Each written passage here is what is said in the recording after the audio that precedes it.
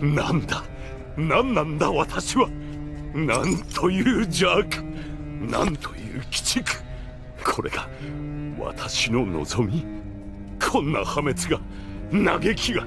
Kotomine Kirei, un personnage qu'on ne voit pas souvent, mais qui à bien des égards peut surprendre. Yo les Slayer, c'est Iso, et aujourd'hui on va parler de Kirei, et il se pourrait bien que vous soyez surpris.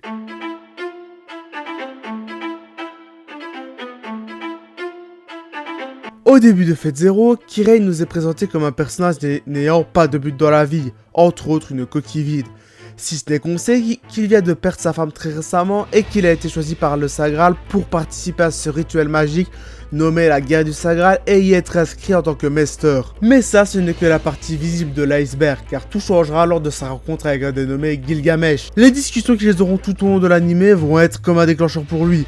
C'est vrai, Gilgamesh est un roi sumérien qui possède toutes les richesses, il est tyrannique et adore se réjouir du malheur des autres. Pour moi, Kirei a été influencé par le mode de pensée de Gilgamesh, jusqu'au point où il ira assassiner son maître Tokyomi, le père de Rin, et manipuler Karia à un tel degré pour que celui-ci soit foudrage et qu'il étrangle Aoi, la mère de Rin. Tout ça bien sûr, avec un plaisir personnel dont il ne s'en cachera pas. Alors qu'on pensait que c'était fini et que Kirei était mort d'une balle dans la tête par Kiritsugu, celui-ci se fera offrir une nouvelle vie par le Sagral et a officiellement gagné cette guerre pour la plus grande ironie de tous. Mais si vous pensiez que c'était fini, détrompez-vous, c'est loin d'être le cas, car il nous reste encore 2 parties à analyser, donc continuons avec celle d'Evan Fields.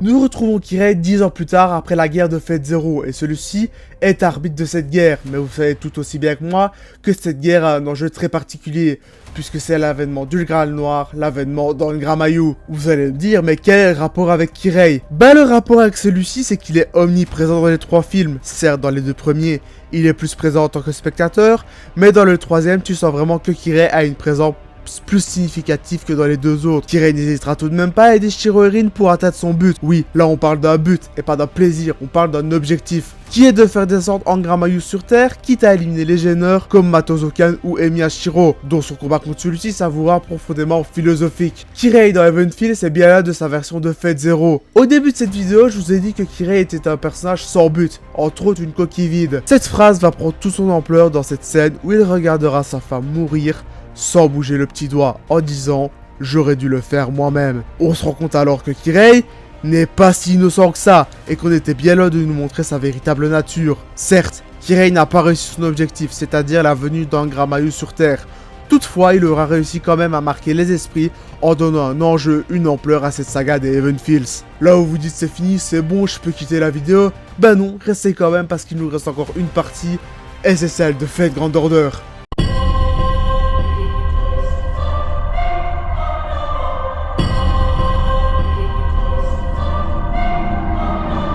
Kotomine Kirei ou Gregory Rasputin est l'un des disciples de dieu étrangers et l'un des 3 alters égaux. Mais vous allez me dire, c'est quoi ce charabia Iso? Pour faire ça, Fate Grand Order est un univers alternatif et pas un spin-off comme Fate Apocrypha ou encore Fate Strange Fake. Dans cet univers alternatif, ce n'est pas les personnages que nous connaissons, donc ça veut dire pas de Shiro, pas de Rin, pas de Eliasville et pas de Sakura. À la place, on va retrouver ce qu'on appelle des pseudo-servants. Je vais prendre le cas de Ishtar qui a clairement pris le corps de Rin, même si c'est dit de façon implicite. Pour Kirei et Rasputin, Rasputin dira clairement qu'il a pris le corps de Kirei pour se manifester. Ce qui est fou, c'est que ça prouve que Kirei a une importance capitale dans l'univers de Fate. Rasputin dans Fate Grand Order, c'est quelqu'un qui marche sur son propre chemin tout en écoutant les ordres du dieu étranger. Il sait aussi prendre des décisions tout en étant rationnel et sait tirer profit des situations qui l'avantagent. Rasputin c'est aussi la peur, la malice et le vice de l'humain. Et quelque chose me dit que nous n'en avons pas fini avec lui. En résumé, Kirei est un personnage qui fait avancer l'intrigue et qui n'a pas peur de se montrer au premier plan de celle-ci. Kirei c'est aussi la malice, le vice, mais ça peut être aussi le questionnement sur la vie, genre le débat du bien et du mal. J'ai adoré suivre un tel personnage durant mon aventure de Fate, mais avant tout, Kirei est un personnage loin des clichés standards de la Japanimation. Voilà, c'est la fin de cette vidéo, celle-ci m'a pris beaucoup de temps à écrire. Donc n'hésite pas à liker, à t'abonner et surtout à commenter pour rejoindre la Slayer Corps si tu aimes mon contenu. C'était Iso. Ciao les Slayers!